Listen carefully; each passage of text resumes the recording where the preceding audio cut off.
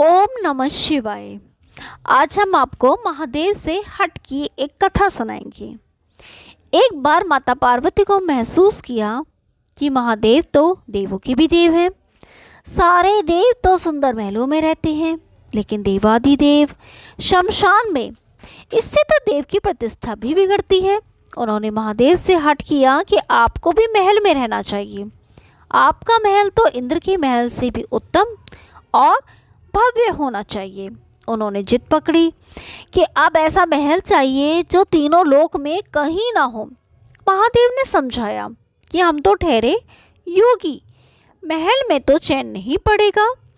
महल में रहने के बड़े बड़े नियम विधान होते हैं। मस्त मौला अघोड़ों के लिए महल उचित नहीं है।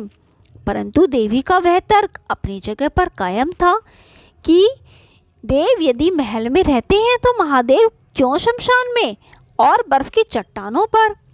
महादेव को झुकना पड़ा। उन्होंने विश्वकर्मा जी को बुलाया। उन्हें ऐसा महल बनाने को कहा जिसकी सुंदरता की बराबरी का महल त्रिभुवन में कहीं ना हो।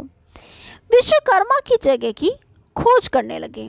उन्हें एक ऐसी जगह दिखी जो चारों ओर से पानी से ढकी हुई थी। बीच में 3 सुंदर पहाड़ दिखाई दे रहे थे। उस पहाड़ पर तरह तरह के फूल और वनस्पति थी। वह लंका थी। विश्वकर्मा ने माता पार्वती को उसके बारे में बताया और माता प्रसन्न हो गई और एक विशाल नगर के ही निर्माण का आदेश दे दिया।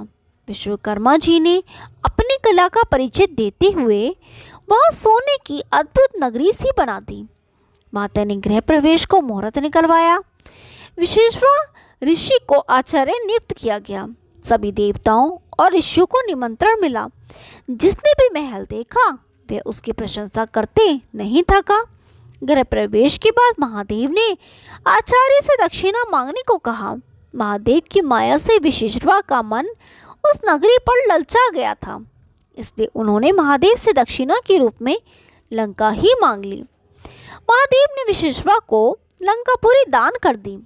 पार्वती जी को विशेषवा की इस दृष्टता पर बड़ा क्रोध आया। उन्होंने क्रोध में आकर शाप दे दिया कि तूने महादेव की सरलता का लाभ उठाकर मेरे प्रिय महल को हड़प लिया है। मेरे मन में क्रोध की अग्नि धधक रही है। महादेव का ही अंश एक दिन उस महल को जलाकर कोयला कर देगा और उसके साथ ही तुम्हारे कुल का विनाश आरंभ हो जाएगा। कथा श्रुति के अनुसार विशेषवा के वह पुरी पुत्र कुबेर को मिली, लेकिन रावण ने कुबेर को निकालकर लंका को हड़प लिया। शाप के कारण शिव के अवतार हनुमान जी ने लंका जलाई और विशेषवा के पुत्र रावण, कुंभकर्ण और कुल का विनाश हुआ।